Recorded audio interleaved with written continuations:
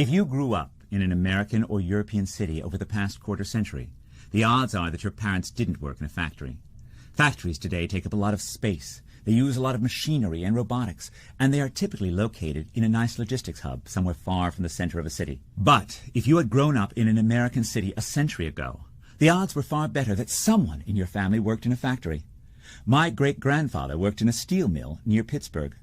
In this section, we try to understand the link between cities and industry. One reason to care about the industrial city is to understand the post-industrial landscape of cities like Detroit, Cleveland, Manchester, and even New York. Many of these places were built up to enable manufacturing and to house thousands of factory workers. Today those factories have left, but the housing remains, and so many of the cities have decayed, slowly but unceasingly. We hope for a better future for Detroit, but to get to that future, we must start by understanding the past. A second reason why the tale of urban industrialization is so important is that it illuminates the connection between cities and creativity. Western cities will never live through another industrial revolution, but they may well experience some other technological watershed. They may well create such massive innovation. Perhaps if we understand the industrial past of cities better, we will be able to handle the next revolution with less pain. A final reason to think about the industrial city is that industrialization is still part of urbanization in many countries like China and Vietnam.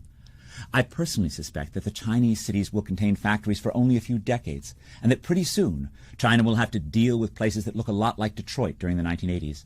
But even if that prognosis is wrong, a better understanding of the link between cities and industrialization can improve policymaking in the world's remaining manufacturing cities. Industry, with its belching smokestacks, was always an odd fit into the urban landscape, but it was, nonetheless, a critical part of our urban history.